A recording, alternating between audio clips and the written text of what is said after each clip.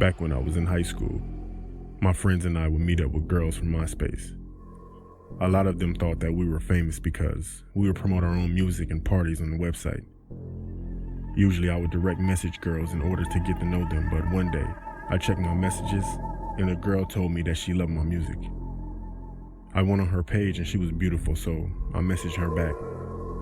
I let her know that I was interested and I throw parties.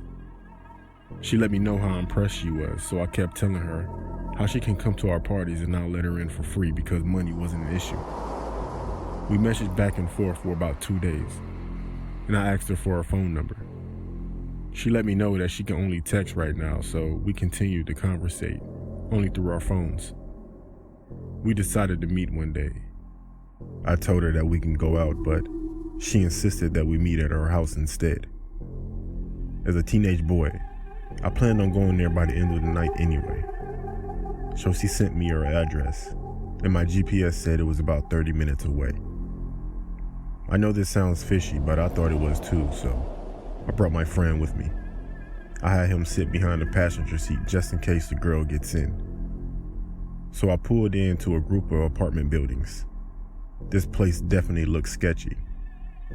There were boarded up windows on almost every building, trash on the ground, and there was no one around. As I'm pulling up, my friend and I looked at each other as if we knew something wasn't right. He said we should go, but I didn't.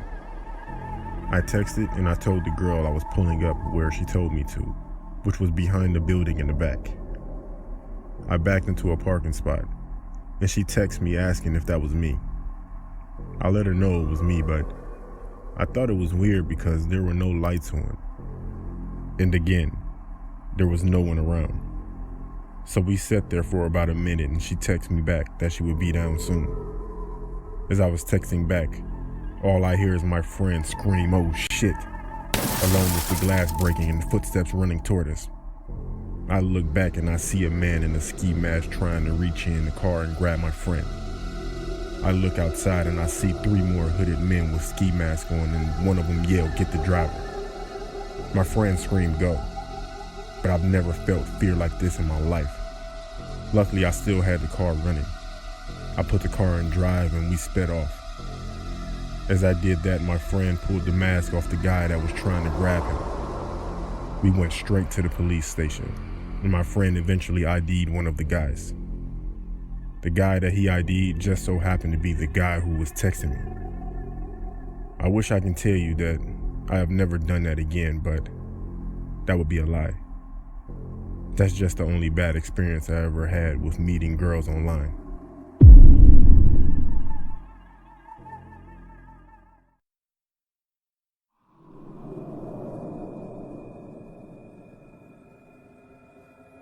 This story is from a female's point of view.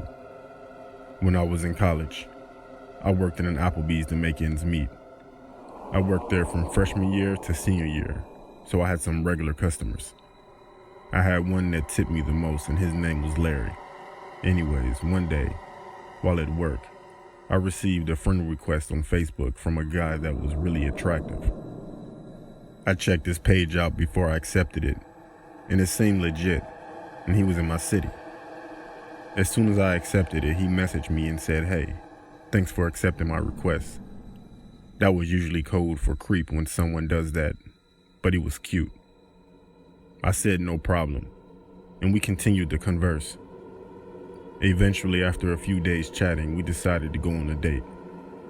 I decided to meet at Chili's on a Friday at 6 p.m. because I don't know this guy, and maybe he's crazy. I arrived at the restaurant before him, and I messaged him to let him know that our table was under my name, and he said okay. After about 20 minutes, I messaged him back, but he didn't reply until 20 minutes later telling me that he wasn't going to make it. I was pissed, but I ordered and ate my food. I left and I drove home. When I got to my apartment, I walked up the stairs to get to my apartment and I hear something behind me. I get to my door, turn to my left, and I see a man standing at the bottom of the stairs looking at me. I look closer and I see that it's Larry, my customer at work. I frantically asked him, "What is he doing here?" And he told me it's okay. Always make sure you make it home safe. Then he said, "Sorry I couldn't make it to the date." I said, "What?"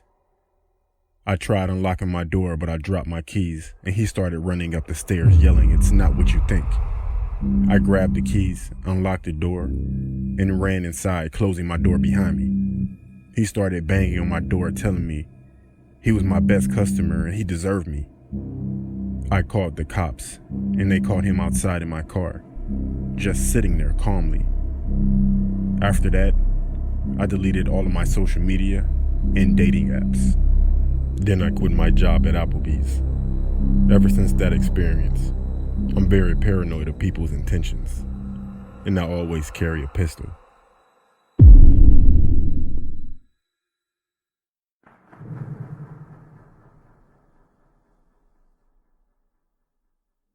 I was a big Tinder guy a few years ago.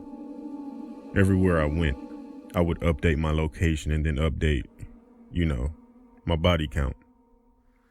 Then I quit doing Tinder and stuck with Instagram. I know they're completely different, and IG has a bunch of fake accounts. So I saw this girl commenting on all of my friends' pictures. Then she commented on mine. I also saw my friends replying, so I figured she was a real person because I looked on her page and she had way more followers than people she was following. So I DM'd her. I definitely thought she wasn't going to reply, but she did within an hour. We talked for maybe 2 or 3 weeks and we made it official. She was pretty, had a degree, and a good job, as she said. I felt she was out of my league and too perfect. Every day she posted new photos, and I told my friends about her and they seemed pretty jealous, except for my friend Ryan. He said I was stupid because I never spoke with her, and I only messaged her. She invited me over because she said she can cook. Ryan told me to don't go. The rest of my friends said don't have any kids, and they would laugh. So I went over there, but not without Ryan calling me a clown first. The GPS said she lived about an hour away. When I first started to talk to her, she told me that she lived in a nice neighborhood. But when I got there were people everywhere and the neighborhood was not that nice. When I stopped at the stop sign at the corner, people walked up to my windows and asked me what do I need. But I pulled off really fast and got to the house. It was a duplex, so I messaged her and she said to come up the stairs. It was about 9 at night and people were everywhere just standing around. I knocked on the door and I was definitely excited. The door opened and to my surprise it was a bald-headed white guy with a patchy beard, tattoos everywhere including his head with a tank top on. I asked was Lisa home and he said, "Yeah, come in." When I walked in, I was immediately hit with a musty smell mixed with cheese. He told me to sit down, and he sat down across from me on the couch. He said she'll be out soon. He asked me did I want something to drink, and I said, "Yeah, sure."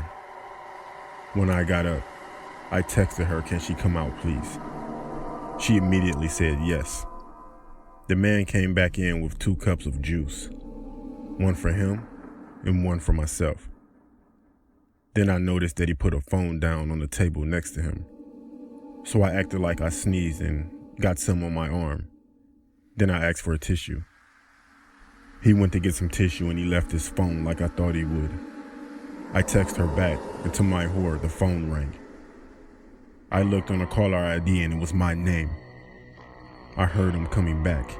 He came back and we sat there for about a minute. And then the phone rang again because he never checked the message that I sent. He looked at the phone. I looked at the phone. Then we looked at each other. I postured up, and he calmly said, "I guess you caught me." Then out of nowhere, he lunged toward me, attempting to grab me. I punched him, and he fell on his face. I ran out of there so fast, and I never looked back. Yeah, I called the cops, and when they got there, the man was still knocked out. After that, I never went on dates with people that I met online again.